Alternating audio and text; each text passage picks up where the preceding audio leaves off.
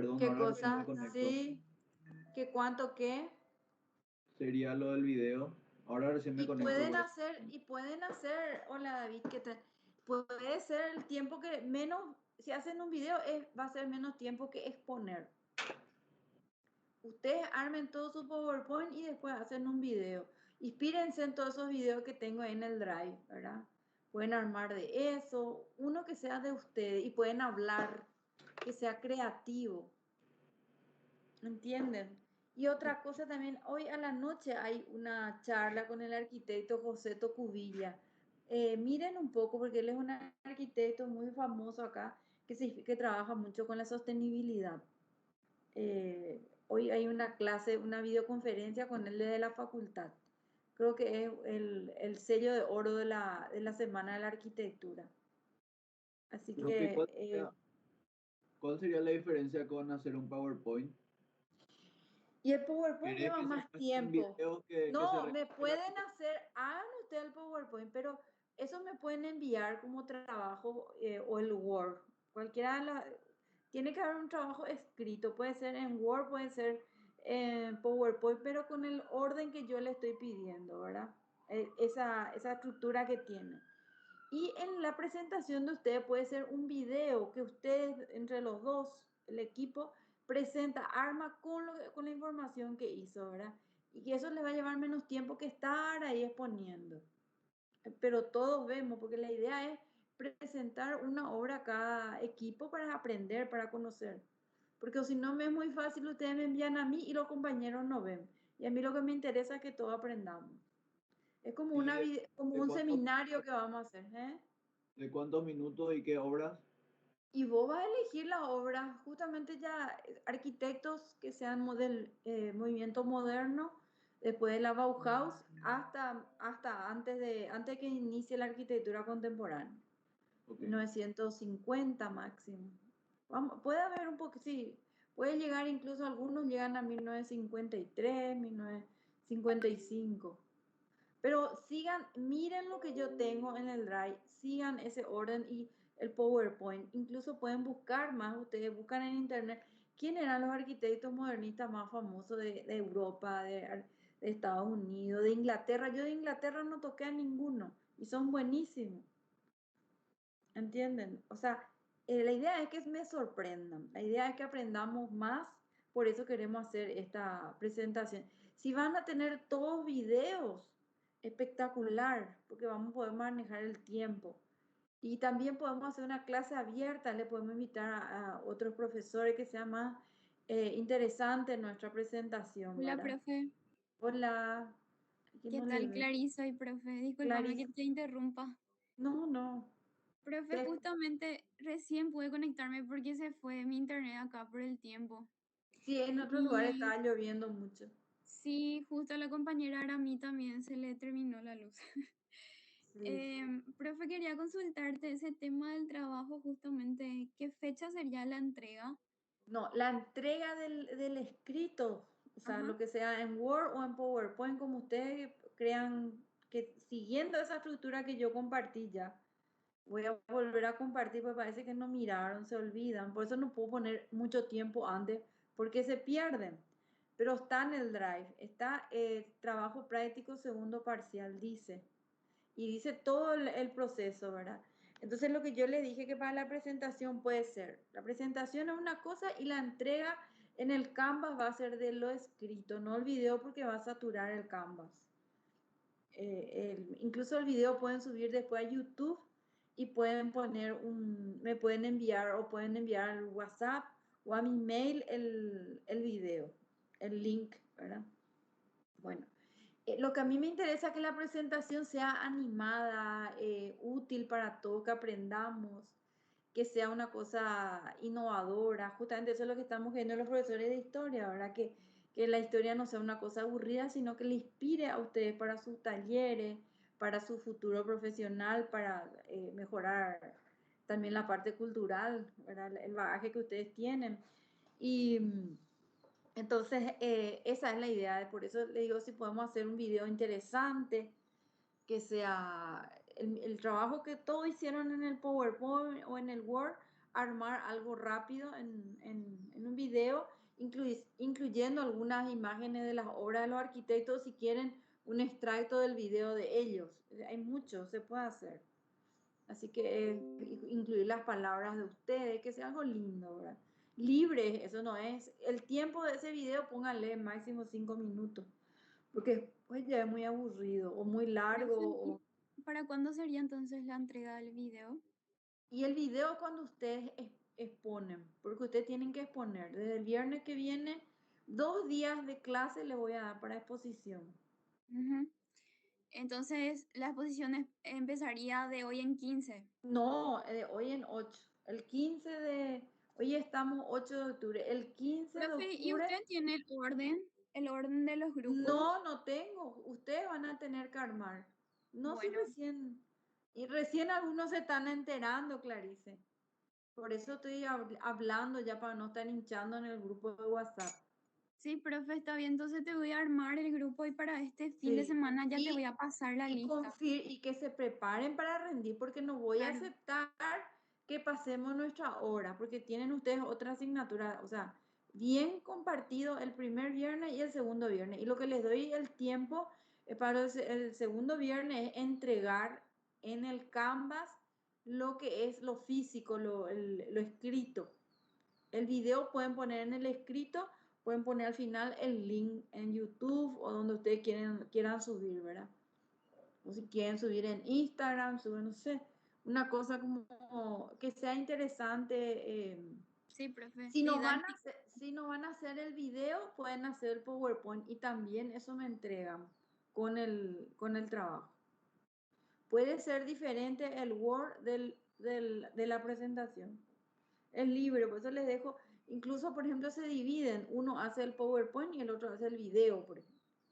O algo así, como compartirse y ayudarse, por eso les pido entre 2 personas. Creo que Rodrigo va a ser solo, porque él está en el interior, ahí está él en la pantalla, en el canvas. Bueno, voy a continuar porque hay mucho y quiero hablar un poquitito largo. Bueno, y después un videíto nomás para hoy tengo, porque tantas cosas que busqué y preparé, ya no pude conseguir más videos. Bueno, estábamos en la clase pasada hablando sobre los modernistas europeos, ¿verdad? Europeos, teníamos el finlandés Alvar Aalto, después a Eero Saarinen, que se fue a Estados Unidos a trabajar, después el arquitecto Giuseppe Terrani, que es un italiano muy racionalista, acá en la obra Eero Saarinen, y me faltó hablar de Erich Mendelsohn, que aunque él es un precursor antes de la Bauhaus, tuvo mucha influencia, ¿verdad? En la arquitectura modernista de Europa, por eso quería tocar un poquitito. Y todos estos libros, esta información que estoy extrayendo están en mi Drive, porque es de unos libros que voy descargando y extrayendo la idea y a los arquitectos sobre todo, que son los máximos ponentes. Bueno, entonces nos vamos a Erich Mendelsohn, que él ya tenía una base antes de la Bauhaus, ¿verdad? Estaba del expresionismo, acuérdense de lo que, de uno de los antecedentes de la Bauhaus, es Erich Mendelsohn, y es el más dramático de los arquitectos racionalistas, denotándose la influencia expresionista, o sea, él en sus obras siempre había un sentido, una imagen que él buscaba, ¿verdad? Que busca formas dramáticas en las cosas. Lo que más interesa a Mendelssohn es la plástica del conjunto y no la exteriorización de un cálculo racional y meditado. Para conseguir los efectos plásticos que se proponen, no había otro remedio que servirse del hormigón que le permitía generar toda esa forma, ¿verdad? Y hacer planos con todas las curvaturas y cambios de nivel necesarios, rellenar los huecos con el vidrio, por ejemplo. En este sentido, es el arquitecto que ha sabido dar más intensidad expresiva a la arquitectura moderna, pudiéndose decir que a pesar de emplear todos los recursos técnicos modernos, aplicándolos a soluciones y dándole formas hasta ahora inéditas, su espíritu es plenamente romántico. Una ciudad llena de edificios de Mendelssohn produciría un efecto extraño y angustioso, como lo produciría si hubiese sido concebida por Gaudí. Los dibujos de sus obras que se reproducen nos aclaran artísticamente el mismo efecto psicológico que ejerce su realización material. O sea, tiene mucho movimiento, tiene mucha investigación en la forma.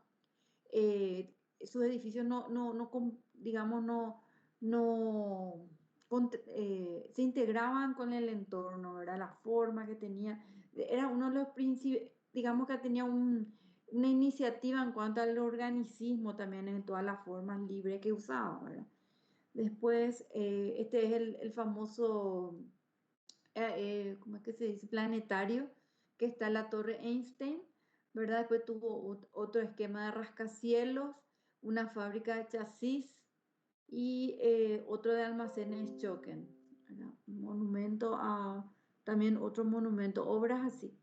Bueno, en cuanto al funcionalismo, que también podemos hablar, vimos ya los trabajos de Frank Lloyd Wright, pero quería insistir un poquito solamente en la parte de funcionalismo, en sus consecuencias.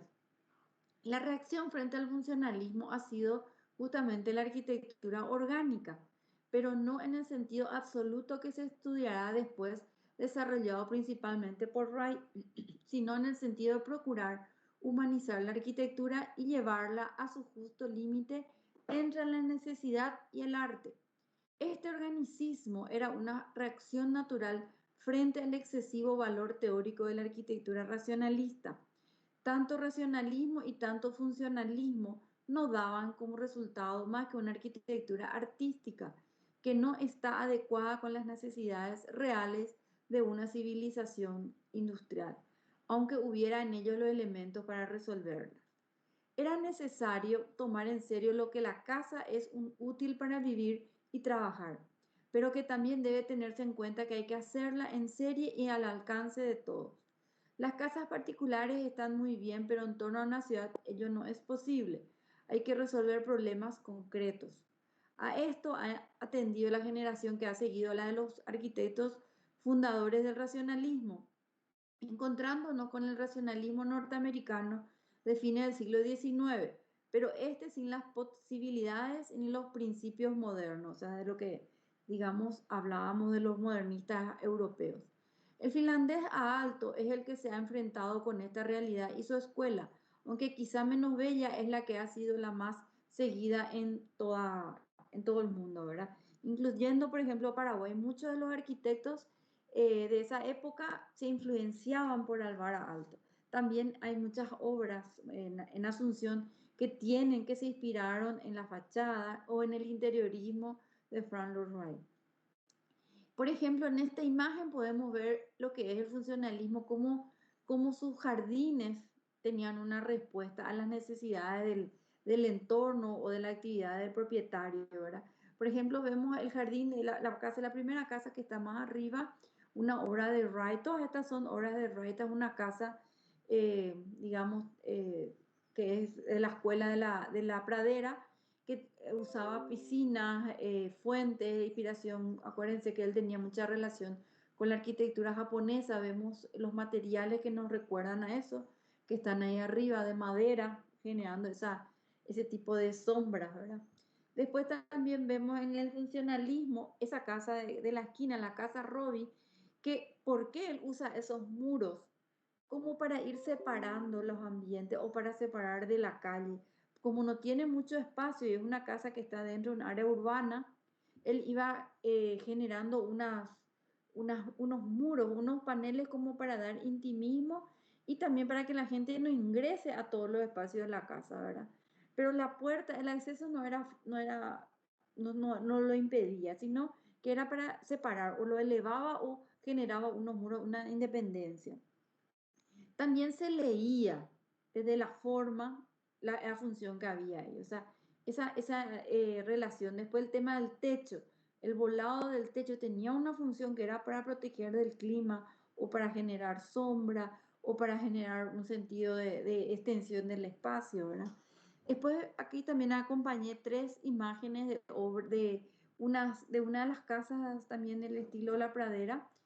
Fíjense la altura, como él hacía, como trabajaba en el interiorismo, porque justamente Wright fue su obra fue muy importante la sociedad americana porque él dio un impulso al interiorismo, ¿verdad? Tenía el estilo de la casa, acompañaba al interior de ella con todo un diseño apropiado, ingresando la luz, uso de los materiales, la madera, la presencia de la luz difusa, la chimenea, por ejemplo, la forma como se tenía que decorar, eso, cómo se integraba, cómo se separaba de los otros ambientes, o sea, la función que tenía era muy clara, ¿verdad? Fíjense en las imágenes que están en el medio, son las casas, imágenes de la casa de la casa de la cascada, ¿verdad? Que al no tener una luz interna, porque tenía mucho espacio, las salas eran amplias, entonces él trabajaba con la luz difusa, con tipos de materiales, el piso, pétreo, los muros de piedra. Trabajaba mucho, evocaba la naturaleza al interior. Esas son el acompañamiento, el funcionalismo que era diferente a lo que lo que se veía en Europa. Bueno, acá vamos a seguir un poquitito, son como justamente lo que estábamos viendo, son como unas críticas, porque acuérdense que estamos en historia y teoría de la arquitectura, y dentro de eso está lo que es, digamos, las críticas que decían los arquitectos, cómo se veía eso en el tiempo, cómo funcionaba, qué fue lo que le dio al resto de los otros arquitectos, qué es lo que podemos recordar, ¿verdad? La importancia. Entonces, trabajé un poco en el tema de las formas. Ahí hablamos del arquitecto Eros Saarinen, de Kant, vamos a ver también de Pierluigi Nervi. O sea, un tema cómo es analizado por el arquitecto que escribió el libro, que es esperen que le voy a decir el nombre, Norbert Schulz. Y ese libro está en el Drive, o sea que ustedes pueden leer y ver también algunas informaciones que les pueden ser útiles. Bueno, en cuanto a la articulación, hablando también de la función y de la forma, cómo ellos trabajaban con la articulación, ¿verdad? En sus edificios. Entonces, ya hemos observado que el deseo de caracterización individual de edificios y lugares implica una articulación que ofrece mayores posibilidades de variación que las formas ascéticas y de aspecto desmaterializado del funcionalismo inicial. Los experimentos más importantes de la década de 1950 tomaron como punto de partida las posibilidades estructurales y plásticas del cemento armado que usaron muchos arquitectos ya desde Europa. En la en la unidad de habitación de la obra de Le Corbusier en Marsella, recurrió al cemento áspero para dar al edificio una fuerte presencia física. Los esbeltos pilotes de la década de 1930 que vemos acá, este es uno de los ejemplos, a ver, acá el cuadrito que está, uno de los ejemplos de los pilares, se tornaron aquí macizos y vigorosos y la envolvente abstracta ha sido reemplazada por un brisolé, que es lo que recordamos en la fachada, que le da al edificio el aspecto de un cuerpo esculpido. Así se yergue sobre piernas musculosas, que son los pilares, como imagen de la divinidad y dignifica todas sus unidades individuales dentro de una única encarnación de la forma humana monumental que las ha hecho posibles. Y dice, resulta menos convincente el modular de Le Corbusier, ese sistema de proporciones que debería poner orden en el nuevo rico mundo de las formas. O sea que, por un lado, él hablaba del modular, pero ese modular era más para el interior, para los espacios internos del edificio, no para cuando hablamos de la forma, porque él tenía una tendencia más brutalista, ¿verdad? Un uso imaginativo del cemento armado destaca también en la obra de Pierluigi Nervi, italiano, ¿verdad? También modernista. Pueden ver sus obras, pero Pierluigi Nervi es ingeniero y arquitecto a la vez. Los edificios de Nervi son íntegramente estructurales e ilustran las palabras de Mies van der Rohe. Siempre que la tecnología alcanza su verdadera realización, trasciende en la arquitectura. Nervi construye las fuerzas inherentes a una estructura, transformando una bóveda de cobertura o un plano en una fascinante red de nervaturas. Él hizo un estadio, justamente. Del mismo modo, sus columnas expresan su papel estructural y se convierten en miembros plásticos, cuya sección varía conforme al contexto estático. Un diagrama de la columna de Nervi representa así un nuevo universo de órdenes expresivos. Sus intenciones están particularmente bien ejemplificadas en el pequeño palacio de deportes, que fíjense, hasta 1960 llegó el modernismo en Roma. En cambio, en las obras de Kant la situación se vuelve más compleja. Aquí el problema de la presencia física se combina con el problema de la luz, pues Kant ha reintroducido la luz como factor arquitectónico. Vamos a ver enseguida las obras de Kant. La define como la dadora de todas las presencias y dice que hacer una habitación cuadrada es darle la luz que revele al cuadrado en sus infinitas modalidades. Para controlar el ingreso de la luz en el edificio, Kant circunda los espacios principales con una zona intermedia que puede compararse con la estructura de doble envolvente del pasado. De este modo, la imagen del espacio abierto recibe una interpretación nueva y fascinante, en tanto que Le Corbusier, Nervi y Kant se preocupan por las posibilidades generales de la articulación, que es lo que fue el tema que elegí, y la caracterización.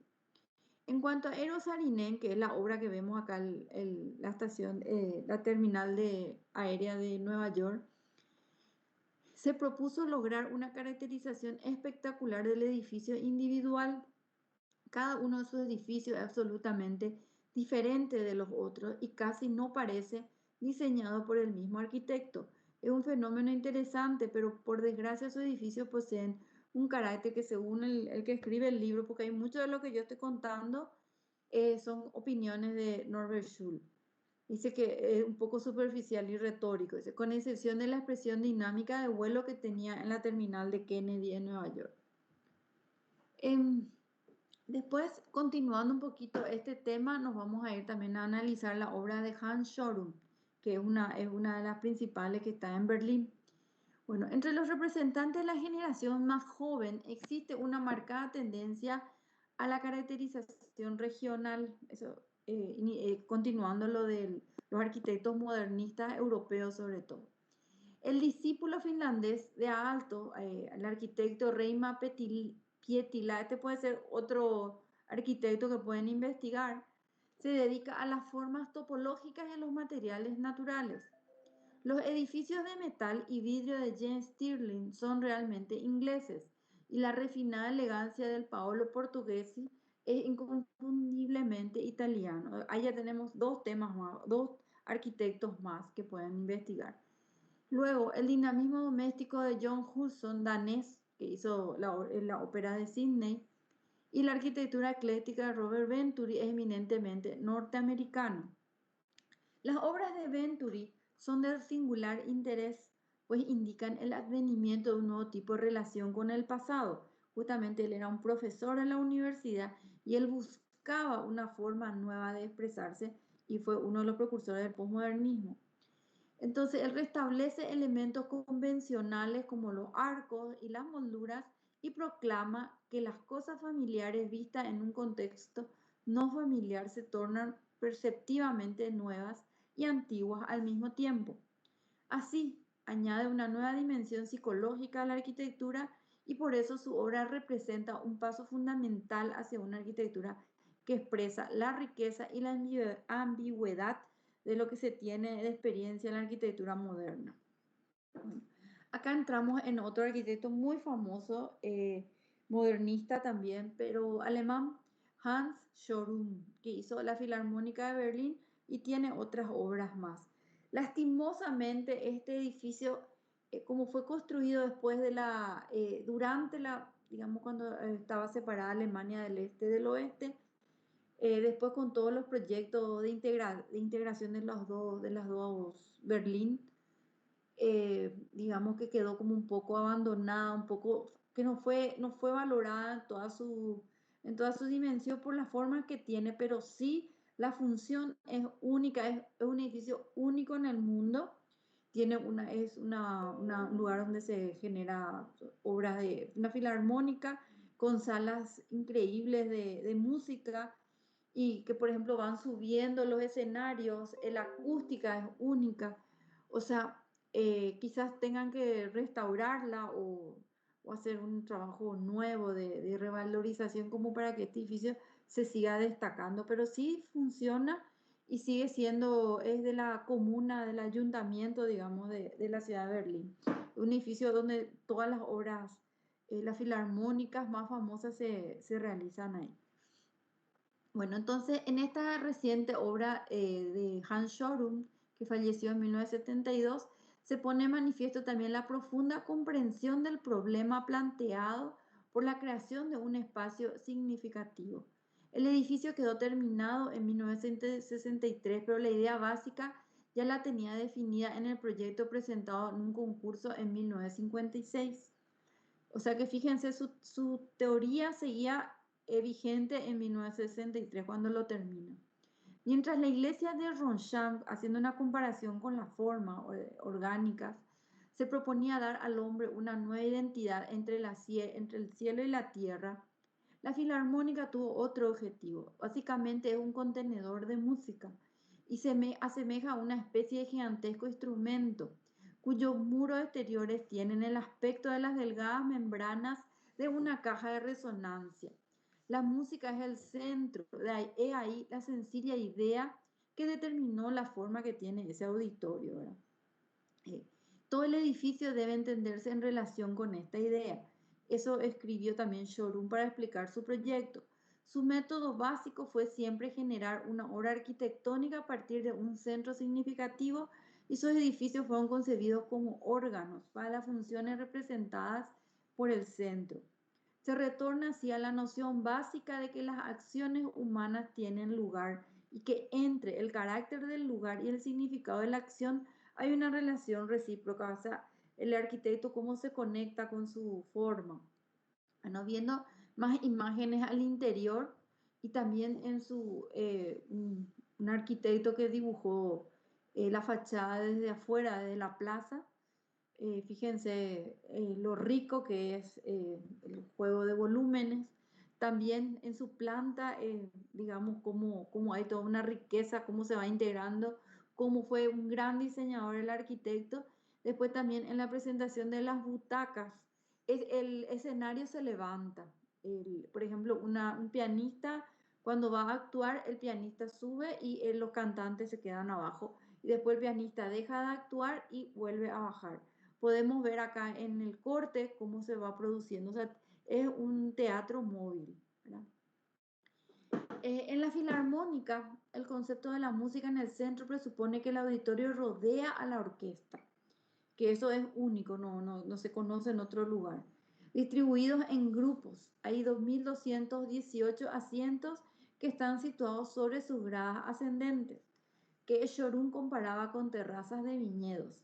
En el paisaje artificial así creado, el individuo puede identificarse con la totalidad, pero al mismo tiempo pertenece a una zona más pequeña fácilmente identificable. El resultado es una extraordinaria combinación de unidad e intimidad. Aunque en fotografías el espacio puede parecer confuso, en realidad es tranquilo y tranquilizador y brinda un ambiente ideal para la experiencia musical. Desde un punto de vista puramente práctico, se ha dudado de que sea visual y acústicamente satisfactorio circundar una función direccional, como es el espectáculo musical, pero en realidad la acústica es excelente, él resolvió eso. Y la sensación de participación mucho más vigorosa que en otras salas de concierto convencionales. Schorum ha puesto de relieve el aspecto direccional de la función, introduciendo un eje longitudinal que le da al espacio un notable sentido de orden y de centralidad, ¿verdad? Un orden que no se entiende, pero está en relación a la presentación, ¿verdad? De los músicos.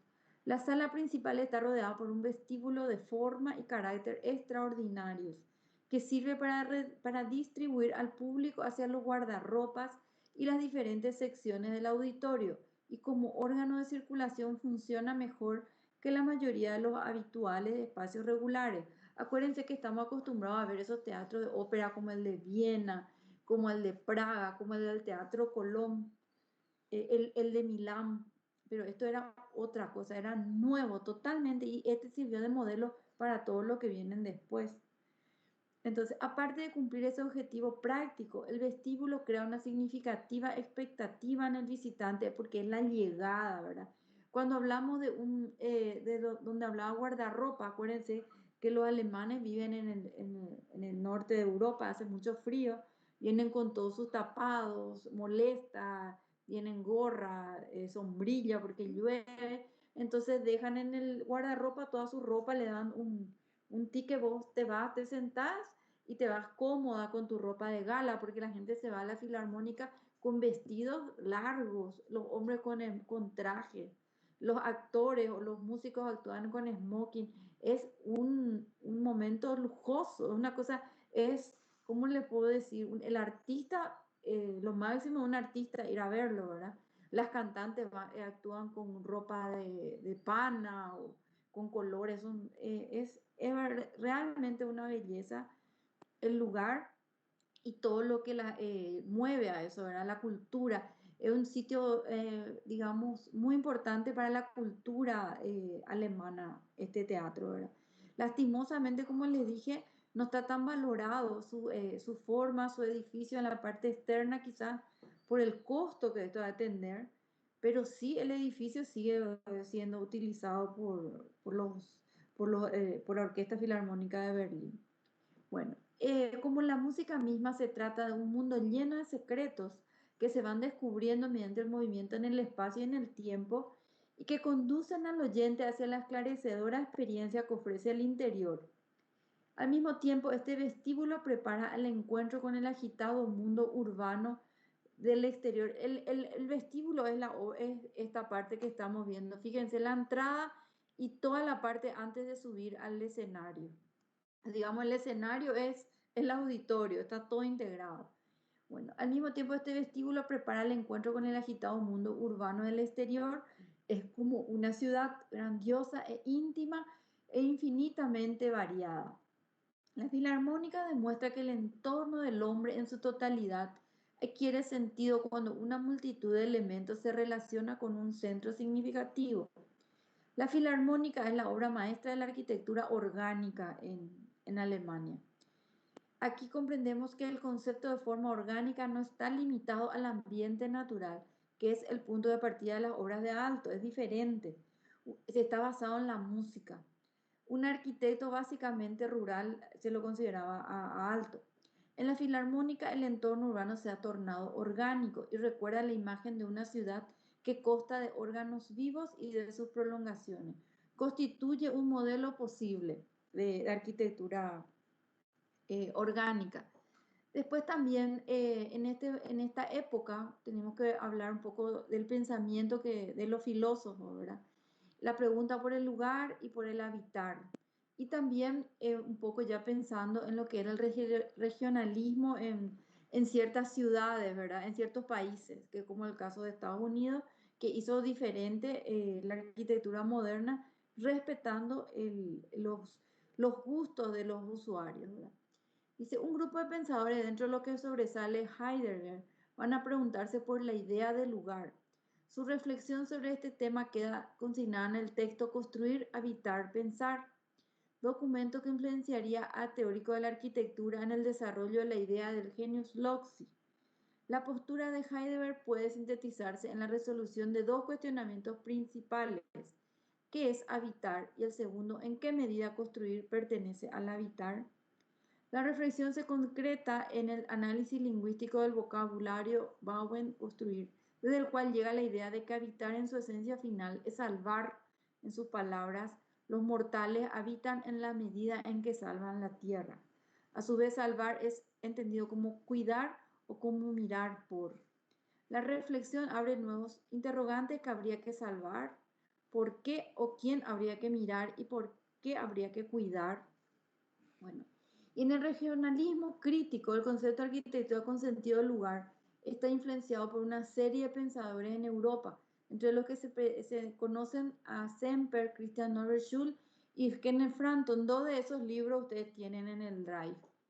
Este último incluyó el concepto de regionalismo crítico en su influyente libro Crítica de la Arquitectura Moderna, indicando que este concepto no pretende denotar la tradición vernácula, sino identificar esas escuelas regionales relativamente recientes cuyo propósito consistió en ser el reflejo y estar al servicio de las limitadas áreas en las que estaban radicadas.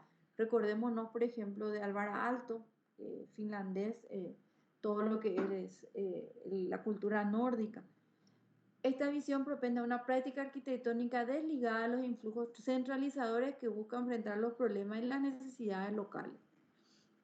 Bueno, entonces este pensamiento se materializa también en los arquitectos como Alvar Aalto, Álvaro Siza, John Hudson, en Estados Unidos Louis Kahn, Frank Lloyd Wright, en el Medio Oriente Hassan Fathy y en la India Charles Correa y Balkrishna Doshi.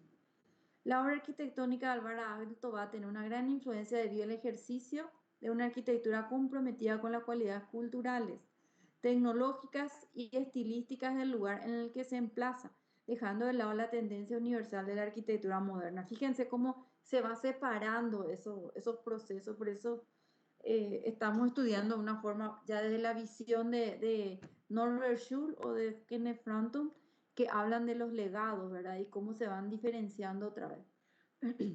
Bueno, acá vamos a entrar en un movimiento que fue conocido en los Estados Unidos, que se llamaba New Deal.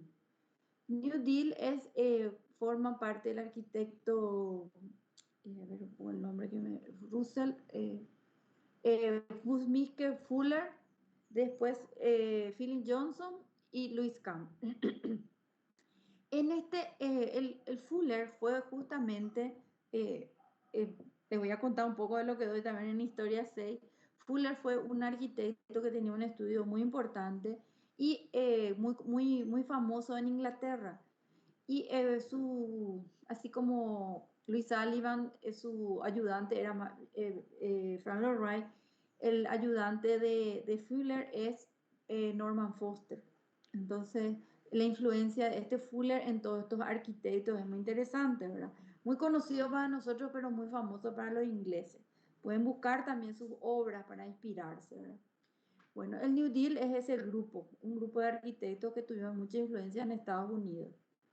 Las crisis económicas, o sea, el antecedente para entender, la crisis económica y política que tuvieron lugar en Europa en los años 30, las disposiciones sociales de la política del New Deal de Roosevelt llevaron hasta los Estados Unidos o la intelectualidad de los refugiados como amplios programas de reforma y bienestar social, aunque el Museo de Arte Moderno en Nueva York y la Universidad de Harvard iban a desempeñar los papeles principales en la asimilación cultural de esta migración. El gobierno federal proporcionó la infraestructura para las numerosas obras de carácter social que se ejecutaron entre la promulgación de la Ley de la Vivienda de 1934 y el final de la Segunda Guerra Mundial. Bueno, cuando hablamos de refugiados o inmigrantes, acuérdense que fue después de la Segunda Guerra Mundial, donde muchas personas de Europa corrieron a los Estados Unidos, algunos a Inglaterra y después a Estados Unidos. Bueno, la información que extraje es de Kenneth Frampton. El New Deal. Los proyectos de planificación de asentamientos más famosos del New Deal fueron la ordenación del Valle del Tennessee y las nuevas ciudades de Greenbelt, estas últimas realizadas por Clarence Einstein a partir de 1936, bajo los auspicios del Organismo Federal de Repoblación. A diferencia de las extraordinarias presas, torres de señalización y taludes construidos en el Valle del Tennessee, los asentamientos de Stein en Greenbelt no fueron agraciados con obra de distinción arquitectónica.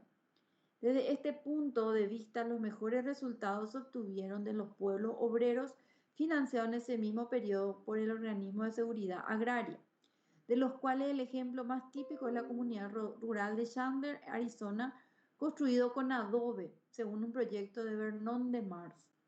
Un nivel de alojamiento igualmente eficaz y elegante se alcanzó en otros asentamientos financiados por organismos gubernamentales similares, entre ellos la población de New Kensington en Pensilvania, que fue construida en 1940 según el proyecto de Walter Gropius y Marcel Breuer.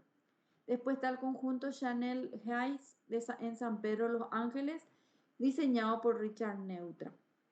Bueno, hay que atender un poco el tema cuando hablamos de estos proyectos porque Estados Unidos tiene una relación muy importante, o sea, como trajeron a su país a muchos arquitectos después de la Bauhaus, antes de que, digamos, estalle la Segunda Guerra Mundial, eso ayudó muchísimo en las universidades en cuanto a la investigación. El país siempre investigó, aportó mucho dinero en el tema de desarrollar todo lo que era la expansión urbana, ¿verdad? Hay muchos geógrafos, hay muchos urbanistas, creo que ustedes en urbanismo habrán estudiado también a varios representantes en ese momento, ¿verdad? Bueno, ahora no voy a poder traer todos los nombres, pero hay una corriente muy interesante de urbanistas y sociólogos y geógrafos que trabajaban en el, digamos, en lo que era el sueño americano en las ciudades difusas, en el poblamiento de la parte rural, ¿verdad? Entonces se fueron generando ese tipo de desarrollo urbano a través de apoyo económico estatal y aplicado por los profesores, los grandes arquitectos de ese momento. Bueno, los exponentes de este movimiento son, como les dije, Buckminster Fuller inglés, Philip Johnson y Louis Kahn. Después voy a mostrarle una obra más de Louis Kahn muy interesante que hasta hace poco él seguía construyendo. Richard Buckminster Fuller, que es un arquitecto, como le dije, inglés, que le inspiró muchísimo a a Norman Foster, es una figura singular y muy discutida dentro de la vanguardia arquitectónica norteamericana. Durante el New Deal había adoptado una actitud evidentemente objetiva, por no decir constructivista, ya que en 1927, cuando diseñó la primera versión de la casa aislada, al que le llamó la casa Dimaxion, un neologismo que significaba dinamismo más eficacia. Acuérdense lo parecido que es a la obra de Eric Mendelssohn que estudiamos antes de uno de los precursores de la Bauhaus. La obra de Dimaxion, una casa circular, separada, aislada, que podía levantarse, tenía un cuarto de baño prefabricado, que en esa época casi no existían los baños. La sección de la obra, el corte, la estructura era de metal y la planta. La casa Dimaxion se trata de un anillo hexagonal de espacio para vivir, limitado por revestimientos dobles de plástico con diferentes transparencias, conforme a las necesidades de iluminación y colgado con cable del punto más alto del mástil central de aluminio, de dura aluminio se llamaba el material, donde también se ubicaban todos los servicios mecánicos. La estructura no deriva, como bien dice Van, de imponer una estética perretiana o elementarista a un material que ha sido elevado al nivel de símbolo en la máquina. Por el contrario, se trata de una adaptación de la industria aeronáutica de la época para el trabajo con metales livianos. La casa Dimaxion tiene algo notablemente futurista. Debía ser liviana, fácilmente cambiable, construida con el sustituto de la piedra y el ladrillo. Es claramente una crítica radical al estilo internacional imperante por aquellos años que habían hecho de simples cajas sin ornamento toda una estética. La casa Dimaxion se alzaba sobre un mástil emulando las estructuras arbóreas y aplicando técnicas de barras y tensores trasplantadas de la náutica.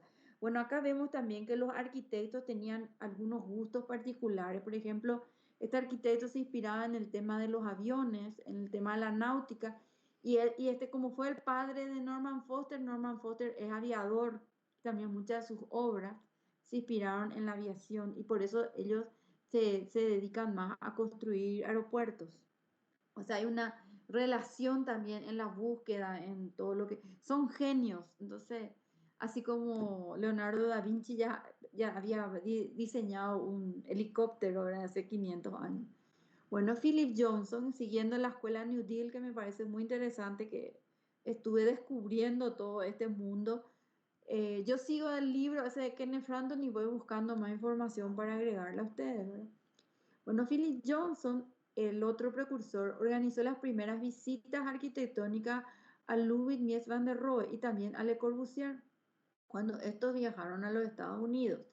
Con Mies tuvo una estrecha relación y colaboró más tarde con él en el diseño y construcción del famoso edificio Seagram en Nueva York. Johnson ha sido distinguido por el Instituto Americano de Arquitectos con la medalla de oro y en 1979 recibió la primera edición del Pritzker máximo galardón. O sea, la primera vez ganó él en el Pritzker máximo galardón en arquitectura.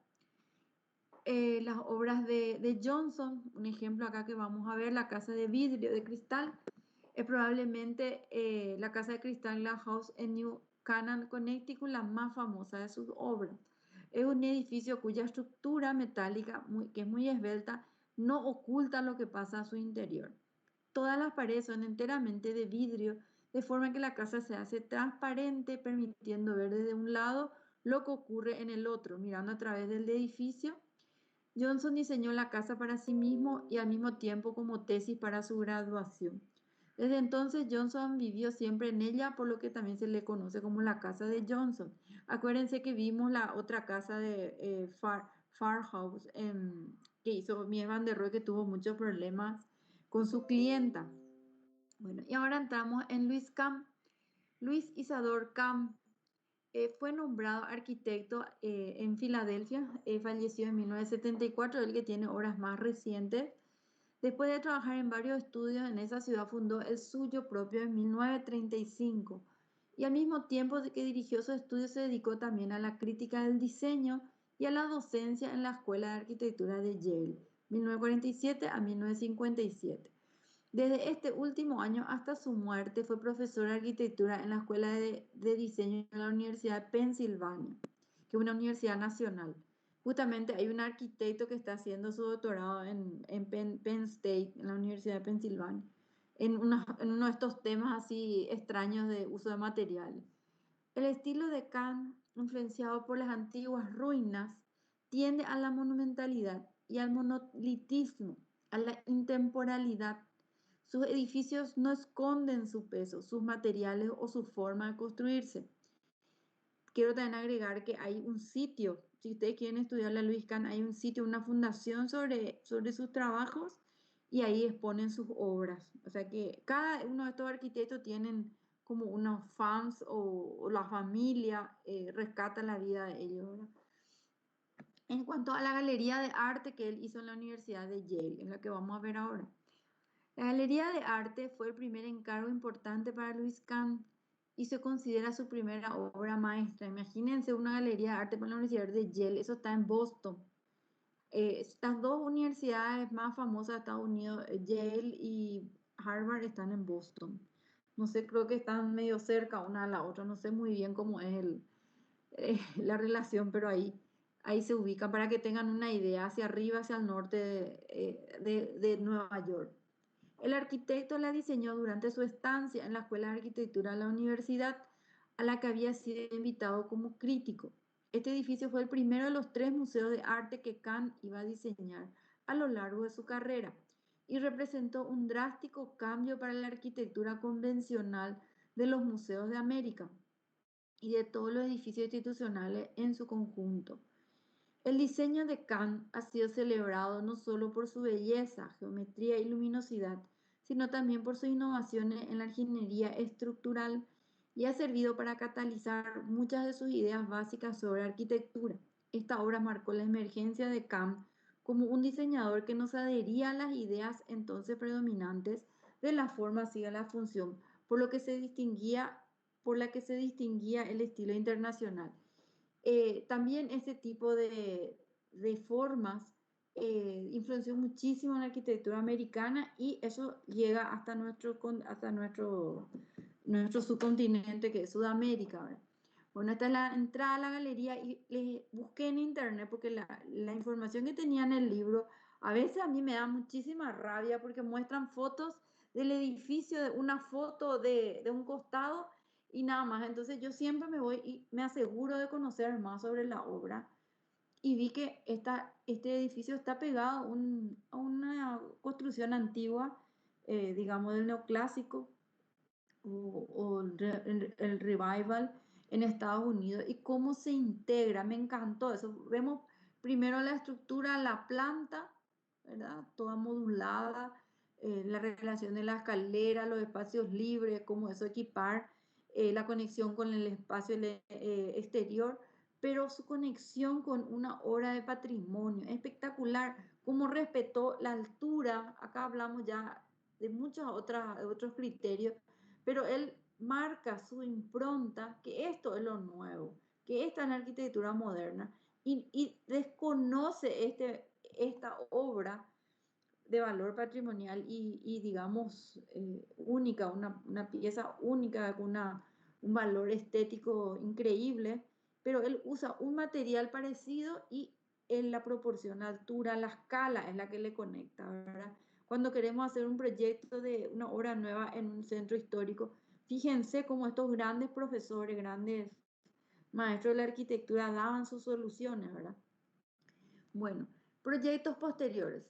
Todos los temas fundamentales de la carrera posterior de Kant están básicamente perfilados en este extraordinario pasaje, desde la noción de transponer conceptualmente lo lleno y lo vacío hasta la idea de integrar explícitamente los sistemas mecánicos con la estructura y el importante corolario de que el principio de ordenación universal solo podía hacerse patente mediante la manifestación del proceso constructivo. Y vamos terminando, así que ya. El New Deal, la arquitectura está enfocada hacia las personas refugiadas por la gran recesión de 1929, con la construcción de casas prefabricadas en serie y refugios construidos dentro de los mismos edificios abandonados. Al mismo tiempo, el New Deal fue eclipsado por un principio de la monumentalidad y un conjunto de novedades estructurales en su edificio construido en esa época. O sea, el que quiere estudiar este movimiento puede investigar mucho más. Yo largué así unos temas porque si no, no voy a terminar de explicarles a ustedes todo lo que esto implica, el modernismo en Estados Unidos. Creo que es mucho más extenso que en Europa. Bueno, el New Deal en castellano trata del nuevo trato, programa de reformas económicas introducida por Roosevelt en los Estados Unidos en 1933 para hacer frente a la severa depresión de la época. Franklin Roosevelt fue presidente político y diplomático que alcanzó a ser el 32º presidente de los Estados Unidos y ha sido el único en ganar, bueno, el tema de la presidencia. Dimaxion es la casa que fue desarrollada por el inventor Buckminster Fuller para corregir muchos fallos que había encontrado en las técnicas de construcción existentes. Bueno, voy a mostrar ahora una obra de Louis Kahn, que es, y acá terminamos, ¿verdad? Voy a ir explicando porque es verdaderamente muy interesante y como vemos esto y decimos, híjole, pero esto es una construcción que se hace acá, y los sanatorios, los edificios corporativos, hacia Villamorra, bloques habitacionales, pero esto se hizo hacia 1950 y mucho antes por Louis Kahn, ¿verdad? Entonces la influencia que tenemos es abismal.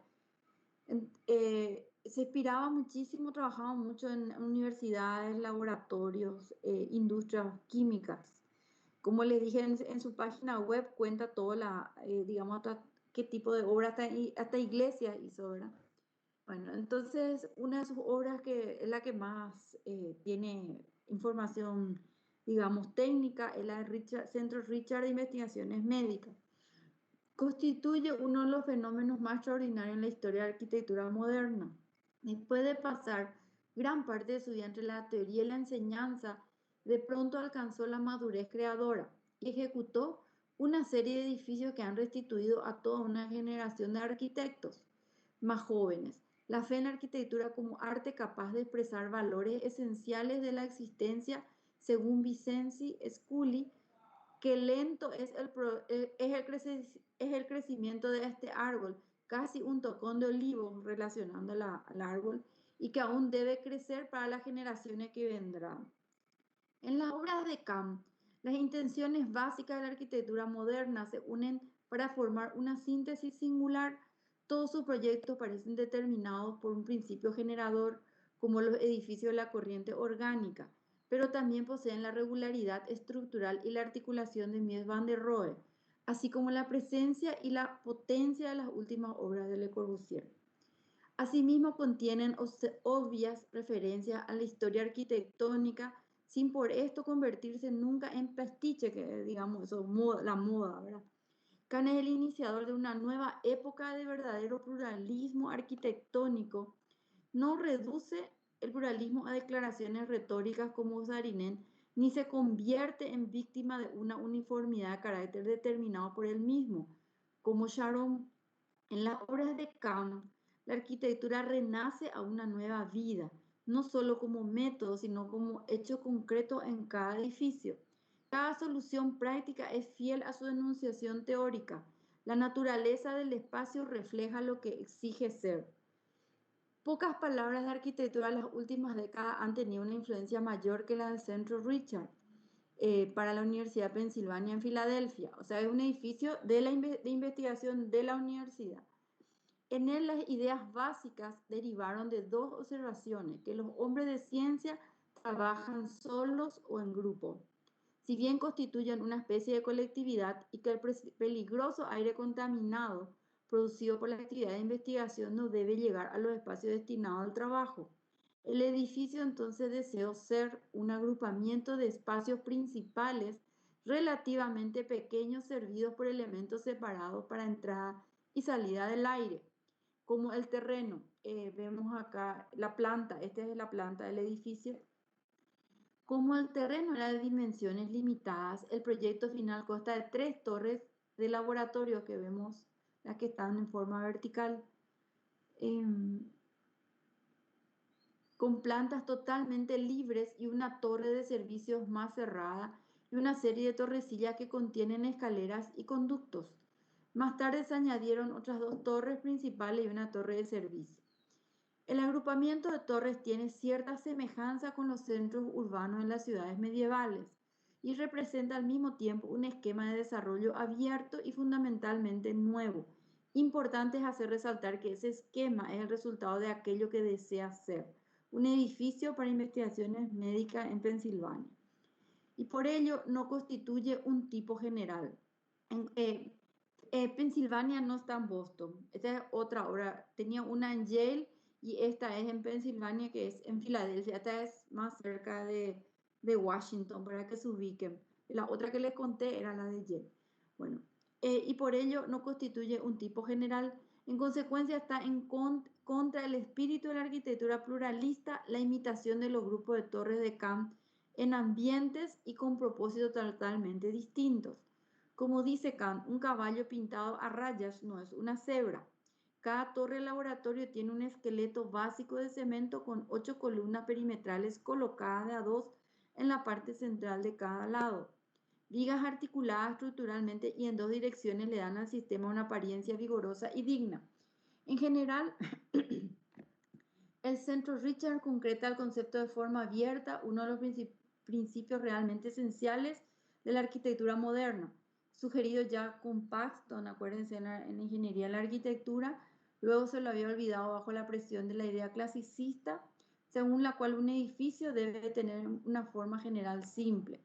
En las obras de Kant, el clasicismo es reemplazado por un sentido más profundo de orden. El mismo Kant declara: por orden no quiero dar a entender uniformidad. Bueno, y acá vemos la entrada, fíjense, como un edificio de investigaciones debe responder a la necesidad de seguridad. Acuérdense lo que pasó con la pandemia en esa ciudad de China, la donde se genera Wuhan, ¿verdad? Un edificio de investigaciones en plena ciudad donde más millones, no sé cuántas millones de personas viven.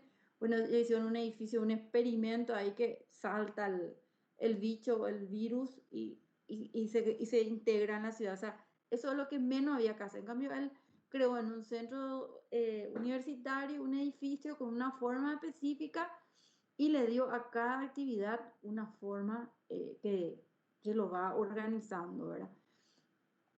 También acompaña con la estructura la planta libre, que es lo que ayudó a la estructura que él utilizó. Y el cierre de los muros nos da esa relación, esa conexión con la protección, con la seguridad, con el intimismo, ¿verdad? Eso que no está abierto, que es una cosa de cuidado, ¿verdad?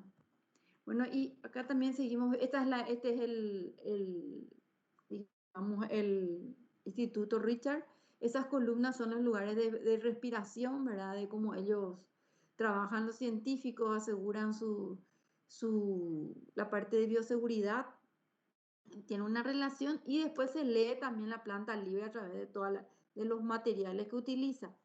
Bueno, y después tenemos otra obra que también está ahí en Pensilvania, que es un conjunto de viviendas y las formas que él relaciona, digamos, algunos dicen que, bueno, es un brutalismo, ¿verdad? Que no hay presencia de plantas, todo piso, una relación, digamos, más de forma, pero el juego y la modulación, la geometría que usa, impresionante, ¿verdad? Y mucha cultura también que aplica de la arquitectura japonesa.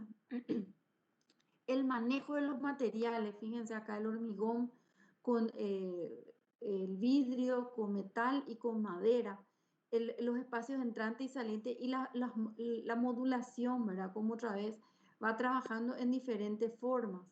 Después los huecos, digamos, las grietas, no sé cómo es que le hace, toda esa conexión en la fachada, de lo que hace tan rica la fachada y los materiales, la entrada de la luz y la ventilación, de que ya empieza a hablar de una arquitectura bioclimática como para que fluya, ¿verdad? Y también que vaya separando ciertas funciones. En otro costado, acá la escalera, fíjense la forma esencial, cómo trabajaba en un, digamos, como un purismo en la forma y en un brutalismo con el uso de los materiales, sobre todo el manejo excepcional del hormigón. La presencia del agua, que eso siempre es muy interesante, y la planta, esa es la planta, los edificios que están acá, y ambos lados totalmente simétrico, y el efecto de la plaza seca con el paso del agua, de la fuentecita que recordamos, nos hace recordar a toda la arquitectura digamos, de influencia budista, ¿verdad? Todo lo que es oriental, el centro asiático, que es todo, la presencia del agua, la paz, la calma, la divinidad. Y esta es una biblioteca también cerca donde él vivía, muy famosa, con las formas, la relación, cómo integra la geometría, eh, después también el uso de los diferentes materiales.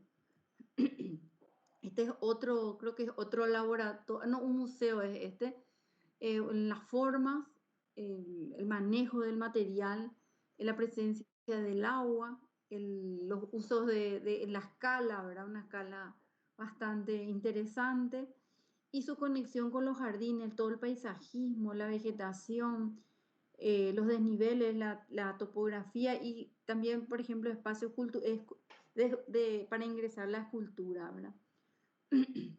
Bueno, y para terminar, hablamos de lo que es la relación, dice, estilo internacional, esto todo del libro que le dije Norbert Schull y, ¿cómo es que se llama? Kenneth Frampton, diciendo de la diferencia y que a la vez hay una relación muy interna, digamos, muy interna entre ellos.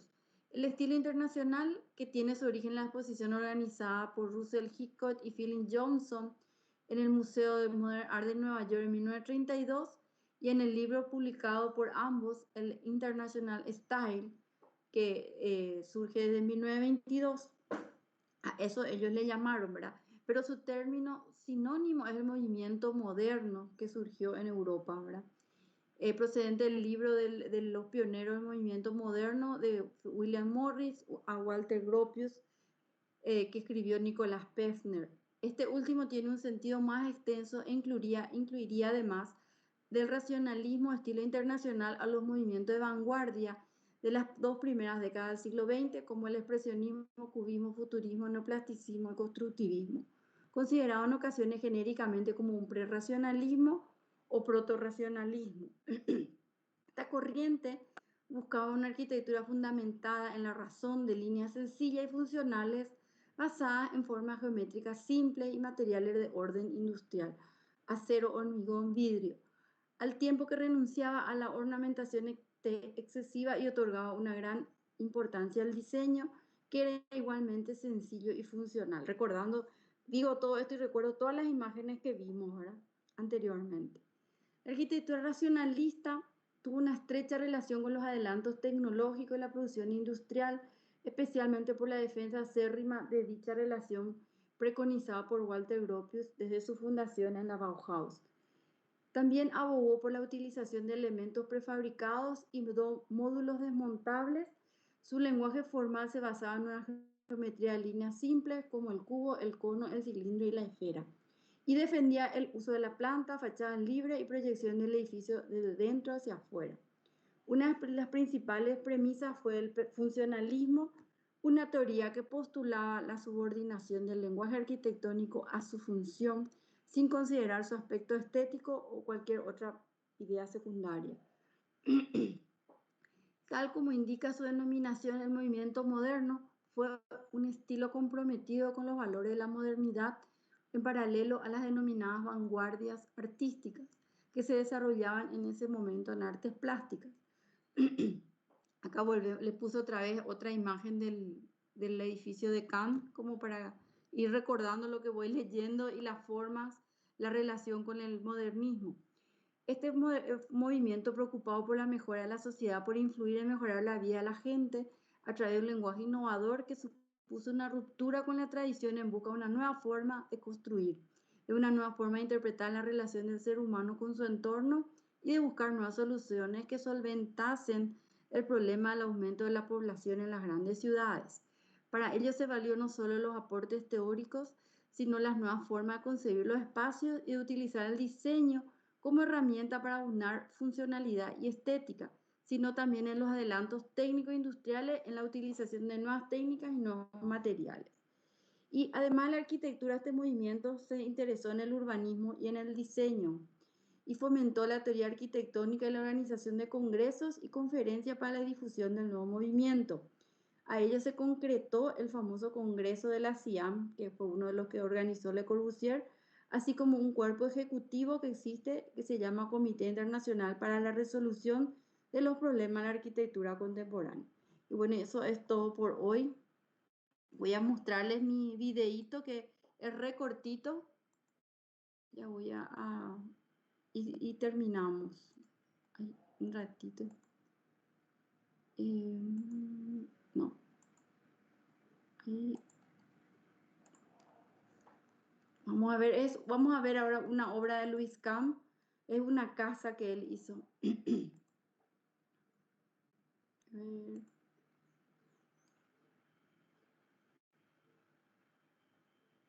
No sé por qué no está. Welcome Ahí. to the Louis Kahn designed Margaret Esherick house. This stunning one-bedroom, 1.5-bath home is looking for a new caretaker. It is located at Sunrise Lane in Chestnut Hill, Pennsylvania, adjacent to Pastorius Park. Commissioned by Margaret Esherick, niece of famed Philadelphia sculptor Warden Esherick, the house features a complete, one-of-a-kind, custom kitchen by Warden Esherick, which is one of his last remaining intact interiors. Kahn and Warden Esherick were close friends and had worked together in Kahn's design of Esherick's studio just outside of Philadelphia. The floor plan reveals Kahn's refined design of two symmetrical, side-by-side rectangles that allow for both openness and structural clarity. As one of Kahn's few residential commissions that were actually built, his spirit and guiding hand touched those who lived there. The size of the windows and their carefully considered placement fill the house with light that is choreographed by the time of the day and the seasons. The setting made its own contribution to the design of the house. The house has two faces, which suggest two different houses. The street side is private, and the back opens up to Pastorius Park. Kahn described the many considerations that went into its design. Beauty and logic were too. They form a house that is clean, direct, and warm. The warmth is created in part by the richness and variety of the wood within and without, in the cypress shutters, the teak bookcases, the oak wall in the living room, and the rough oak beams supporting the balcony. Designed for a book lover, the living room incorporates nearly ceiling-high built-in bookcases within an impressive double-height space saturated with the natural light. One of the intimate details of the house is climbing the beautifully crafted Japanese or Shaker-esque staircase with its simple timber balustrade, which overlooks the living room. Another defining feature of the property is the round brick patio designed by landscape architect Frederick Peck, a prominent Philadelphia-based landscape architect whose other area commissions include the Azalea Garden in Fairmount Park and coincidentally Pastorius Park, which borders the back of the house. Economy was an element too, along with the desires of the client. A building reaches excellence when the client knows what she wants and the architect knows how to interpret it. Bueno, entonces, a ver, voy a llamar la lista. Me dicen si alguien faltó volando.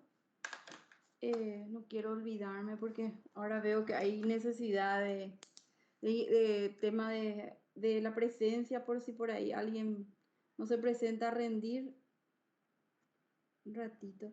Bueno, hoy creo que fue uno de los que más estudiamos a Hans Schorum, Luis Kamm. Hans Schorum es alemán, es la ciudad de Berlín.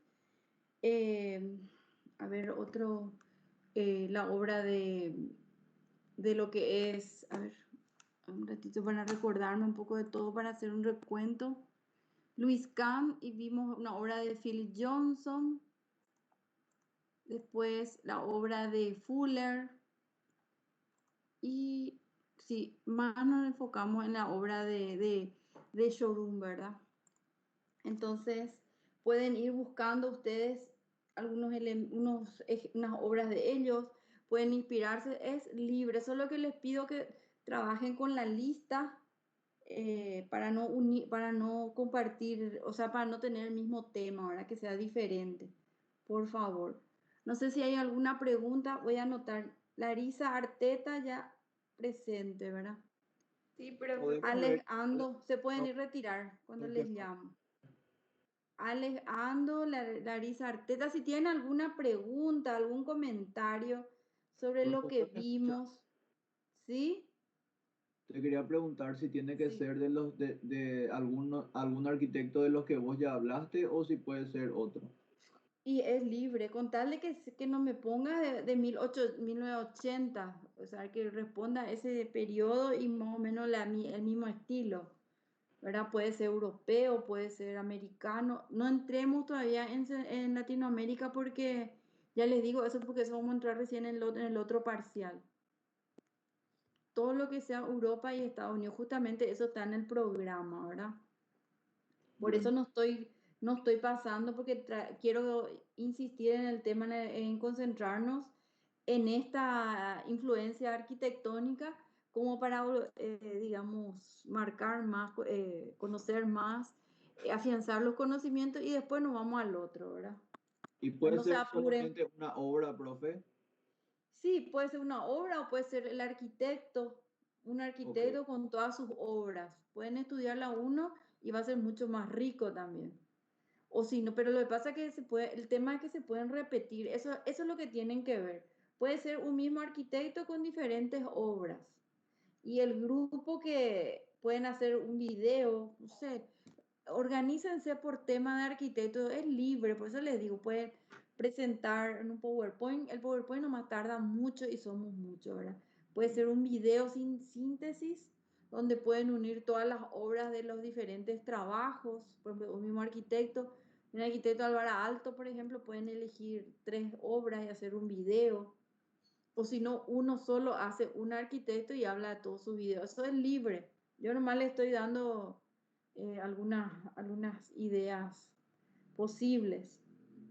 Bueno, Germán Peña, David Samaniego, Dayana, An, Clarice Maidana, Cecilia Franco, Araceli Delgado, Alex Ando ya están presentes. Araceli Profe, Sanar, ¿sí? profe, Andrea Baranda también se conectó, pero su internet falló y tuvo que salir. Bueno, ya le anoto, ok. buenas tardes, profe. Andrea Benítez también tuvo ese problema. Recién nomás se desconectó.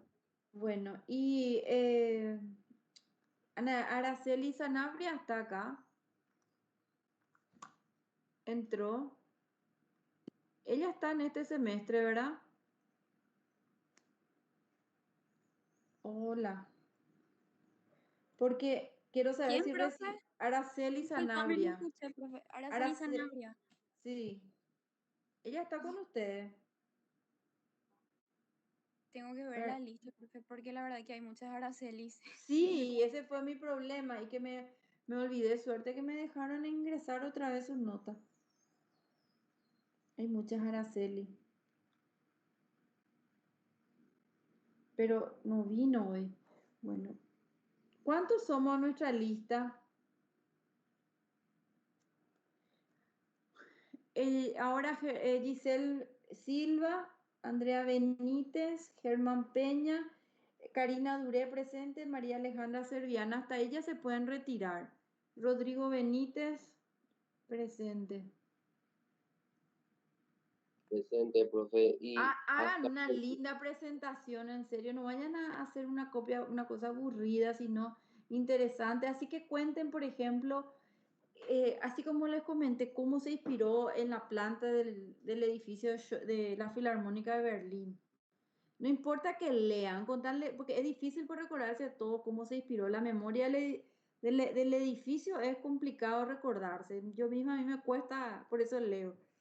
Pero es importante esa investigación, esa riqueza en cuanto a la teoría, a la inspiración que tiene el arquitecto. Eso incluyan en su trabajo. Eso es lo que a mí me interesa. ¿Cuál fue el concepto? ¿Cómo se inspiró ese arquitecto para llegar a esa obra? Esa parte es porque nos ayuda muchísimo a aprender en la parte de taller, ¿verdad? Para inspirarse. Miren, hizo fulano. Y si me toca un tema de, por ejemplo, yo les doy a ustedes el taller, háganme un teatro y van a buscar una obra de Showroom o se van a ir a ver unas obras de Ren Koolhaas. Cosas así porque ya sabemos quién es el que inició, quién es el que hizo toda esa investigación para llegar a esa obra. Para esto es importante elegir las mejores obras, los mejores arquitectos, porque nos ayudan, ¿verdad? Siempre ya, ese camino ya no, a salvo que tengamos un nuevo programa que inventemos, ¿verdad? Ahí también hay muchos arquitectos ahora que van creando cosas nuevas, pero en cosas más convencionales este es el camino que nos ayuda a conocer. Bueno, Rolando Alvarenga, Rodrigo Benítez presente, Sol Díaz, Jorge. Ella ya está. Están todos entonces. Araceli Delgado, Cecilia Franco, Samaniego, Clarice, Karina Duarte, Karina Duré, María Alejandra Servién, todos.